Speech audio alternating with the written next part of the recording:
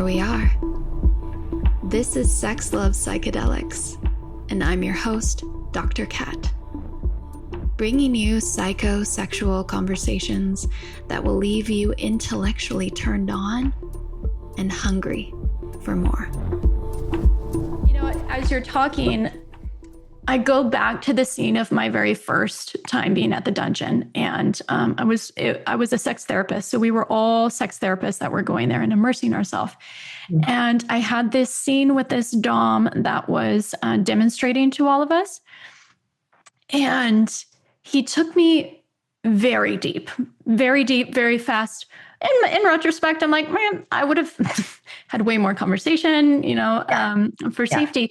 But there's the interesting experience that I had in all this was a self-recognition of the BDSM world, but the altered, the trance state that I went into, the altered state of the surrender, and realizing how much I had craved that, but I didn't understand what that concept was on an embodied level. I knew what it was intellectually.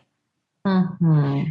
And so how many people wander the world and they want to surrender. They want to surrender to their partner, or they want their partner to surrender to them. And it makes me wonder, are we walking around with these definitions and we don't quite understand what it is we're talking about?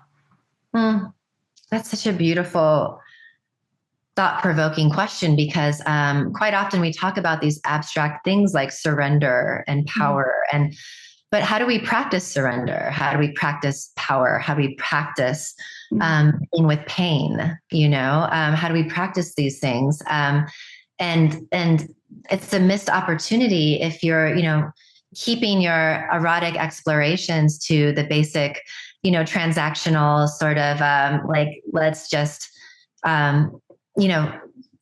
quench a desire, when it can actually be such a breeding ground for breakthroughs and for transformation. Like what you're describing with this dom taking you really deep so fast, it shows you the capacity for your depth, right? Like you start to feel like, oh, I can go here with this person. What else is possible in such a short amount of time?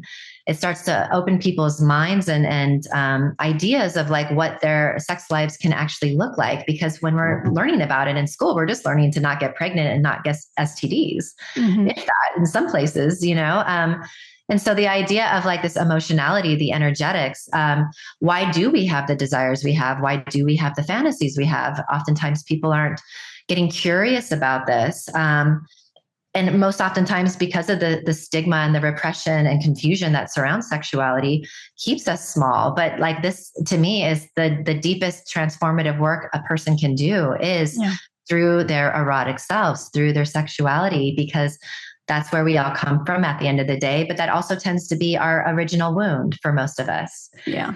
Original wound of sexuality, which doesn't have to be necessarily abuse or trauma, but the idea of, even as most of us as children exploring our bodies when we're in such a young age, a lot of the time our caregivers would notice if we're, masturbating or playing with genitals, or, just being like curious and discovering your bodies. It's not even really a sexual energy that's conscious whatsoever. It's an aliveness and there's a life force to it. But a lot of the time that would be met with disgust, with shame, with, distancing, like this idea of us exploring that side of ourselves. Most of us, 90% of us, got the messaging that that's not welcome here. That's not okay. Yeah. That's naughty. Like, don't do that. And when so many of us in our first interactions with sexuality is that messaging, there's a lot to unravel from that place. So that's why when we can unravel that, it can be so deep and meaningful for people in the way and help shape the rest of their lives as well. Mm-hmm. Yeah. Yeah. And when I almost liken to, I'll go back. So when we hear the word surrender, I think sometimes we often associate it with the person in the submissive role, or the person that's receiving. And to me, over the years, because I've also been trained in the dom and the sub, I've trained in both of these roles. Yeah. And I found there was a deep surrender in that role of dominance or leading. the role of leading. Mm-hmm. And so how would you describe the difference of that experience of surrender for each of these different roles of power? Yeah. Well, thank you. I, as someone who tends to be in the dominant role myself, I can completely get what you're saying around the surrender. It's so important. I don't tend to use dominant, submissive so much in my languaging. I use erotic leadership and erotic followership. Those are terms I've been using for several years and I've trademarked. But when I think about the principles of erotic leadership, what I think about is presence and authenticity and heart and surrender and congruence, creativity, attunement, collaboration, accountability, empowerment, like these qualities that, as someone who wants to guide, influence, and inspire life force energy, that's how I define it, as someone who guides, influences, and inspires life force energy. Being in those types of principles is what's going to give me a deeper experience of what's possible. And surrender is just getting out of agenda. So a lot of people, when I ask them what does dominance mean, they believe it's all about control. Being in control is the purpose of dominance, which is really deceiving because that's so far from the truth. In a technical sense, in vocabulary, yes, if I was truly dominating another person, that usually means it's unconsensual and it is about control, but that's not what we're doing. We're not doing that here. So calling it dominance and submission isn't even accurate, let alone what's happening in this space. What's happening is the leadership and followership is happening. There's a dance that's happening.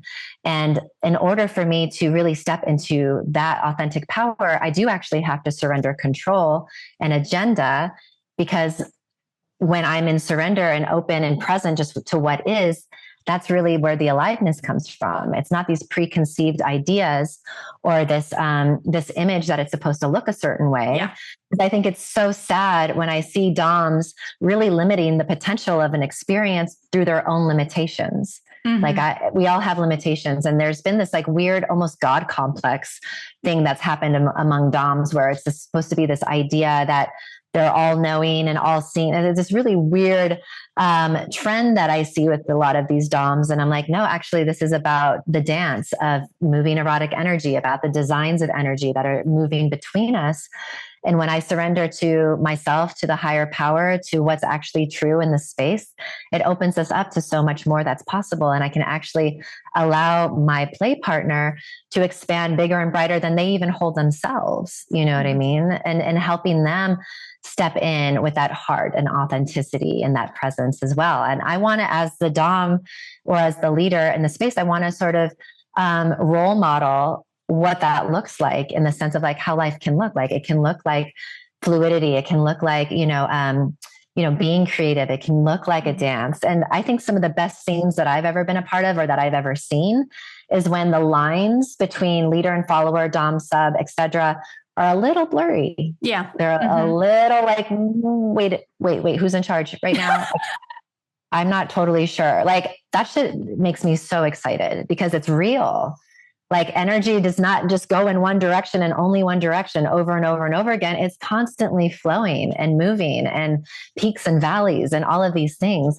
And as the Dom, you might be holding the container for all of that. And I do say, as the one in the responsibility position, you're also a little bit of the designated driver. But with all of that said, there is so much potential when we get out of our own ways and we actually just show up with what is really in the moment, as opposed to saying well, we filled out the kink checklist and she said she needed this and that, but she's crying right now. So what do? I guess I should just wait till she's done crying so I could get back to flogging her. No, that's not really what's being asked. So it's the idea of really showing up with what is, and allowing the full potency of the space to inform the movements that you're doing. And if you can be in flow with that, oh my gosh, anything's possible. And and with that attunement with your partner, you can really feel into, what's appropriate in this moment. And meanwhile, your partners are are you a mind reader? Are you psychic? How are you doing this? You're blowing my mind right now. And you're I'm just really here with you. Yeah. I'm just really here. That's what's happening right now. I'm not a mind reader. I'm not a psychic, I'm just in it with you. Well, that was fun. Thanks for tuning in, lovers. And if you want to experience more ecstasy and sexual liberation, head over to sexlovepsychedelics.com and learn about how you can join me for any one of my online or live events. And while you're there, grab my free guide on sex and psychedelics. Remember, this podcast is for entertainment and educational purposes only. Please contact your healthcare provider and local law before pursuing any of the products or psychedelics discussed. And one final note here. I make this show specifically for you. If you're loving the show, then be sure to leave me a review in iTunes or Spotify to let me know. Happy to be here and happy to serve. I'll see you next time on Sex Love Psychedelics.